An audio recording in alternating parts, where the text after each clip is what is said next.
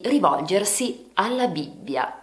Nella lezione di oggi parleremo dei pronomi indiretti, o meglio di quelli più ostici, ovvero i pronomi indiretti alla terza persona singolare e plurale. Se sei su questo canale è perché ti piace la lingua e la cultura italiana. Come vedi, qui troverai molte video lezioni. Potresti quindi prendere in considerazione l'idea di iscriverti e ricorda, attiva anche la campanella, così riceverai una notifica ogni volta che un nuovo video è disponibile. Naturalmente, se lo preferisci, potrai iscriverti alla newsletter, potrai iscriverti gratuitamente sul mio sito elisabetamaccani.com, dove tra l'altro troverai anche una guida gratuita nella quale ti spiegherò quali sono gli elementi essenziali per poter imparare la lingua italiana in modo efficace.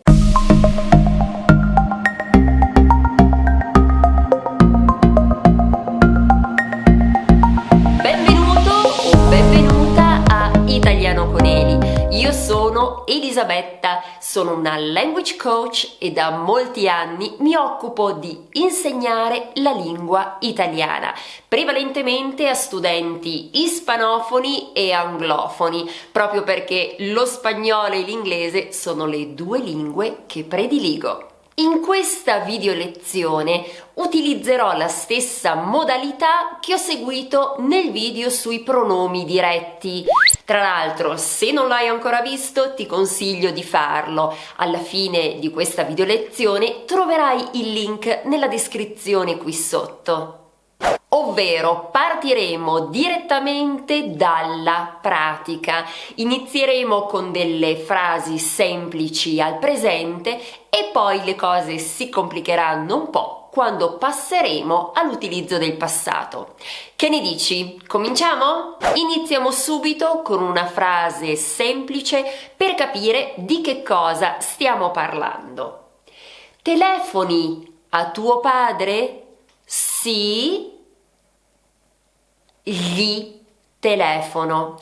Questo gli significa telefono a mio padre, telefono a lui e pertanto è un pronome indiretto maschile. Seconda frase. Telefoni a tua madre? Sì. Le telefono, ovvero telefono a mia madre, telefono a lei. In questo caso ecco il pronome indiretto femminile, che spesso e volentieri viene sbagliato da chi è di madrelingua. Ora le cose si complicano un po'. Passiamo infatti al plurale.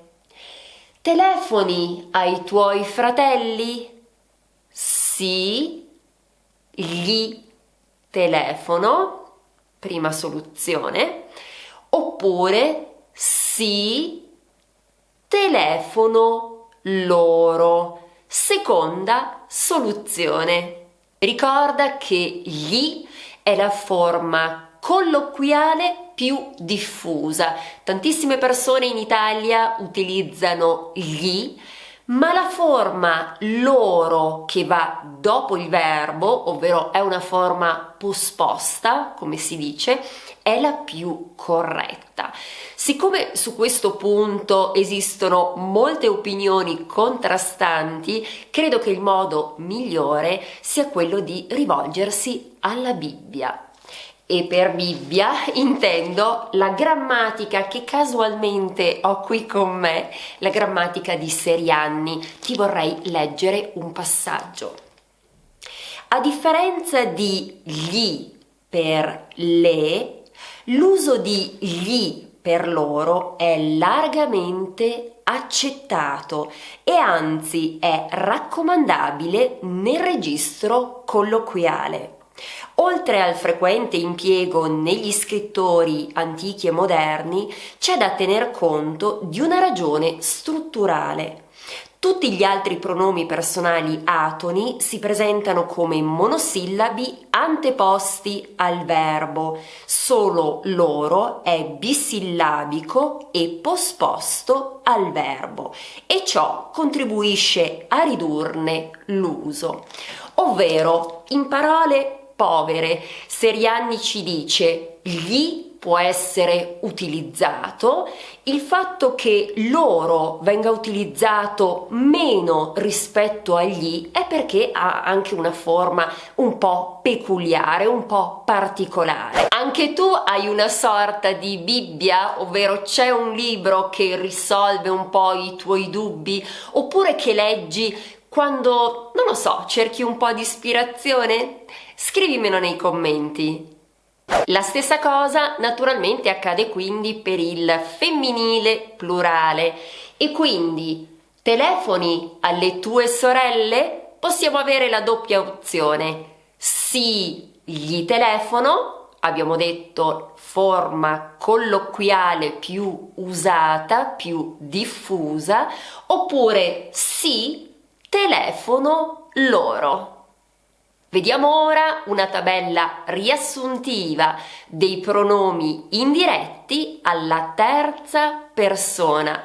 Come vedi, al singolare avremo gli, che significa a lui, e al femminile le, significa a lei, e sia al maschile che al femminile avremo le forme gli, che ricorda va prima del verbo, e la forma loro che va dopo il verbo. Entrambe le forme significano a loro. Quando si utilizzano questi pronomi? Quando c'è un complemento indiretto, un complemento di termine, ovvero quel complemento che è introdotto dalla preposizione a. Il caso dativo, forse per te è più semplice dire questo, corrisponde al caso dativo, serve per rispondere alle domande a chi, a che cosa. Andiamo avanti, trasformiamo le frasi al passato. Hai telefonato a tuo padre? Sì, gli ho telefonato. Sì, gli ho telefonato. Hai telefonato a tua madre? Sì, le ho telefonato. Mi raccomando, le ho telefonato. Hai telefonato ai tuoi fratelli? Sì, gli ho telefonato. Oppure, e ricorda che è la forma più corretta, sì, ho telefonato loro. Hai telefonato alle tue sorelle?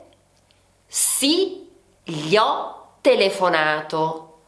Oppure, sì, ho telefonato loro. Noti qualcosa di diverso rispetto ai pronomi diretti? Se ti ricordi, con i pronomi diretti c'era il problema, tra virgolette, dell'accordo. Qui non bisogna fare alcun accordo, il participio passato rimane così com'è. Quindi è più facile, no? Ora è giunto il momento di mettere in pratica ciò che hai imparato. Ti chiedo di rispondere alle seguenti domande. Prima però facciamo un paio di esempi insieme. Il primo: scrivi spesso alla tua ragazza? La risposta potrebbe essere sì, le scrivo spesso, oppure no, non le scrivo spesso. Allora non sei un bravo fidanzato, mi viene da dire. Seconda domanda: hai risposto al professore? Sì, gli ho risposto, oppure no, non gli ho risposto. Ecco le domande, leggiamole insieme. Telefoni spesso a tua madre? Scrivi spesso a tuo cugino? Ieri hai parlato con i tuoi amici?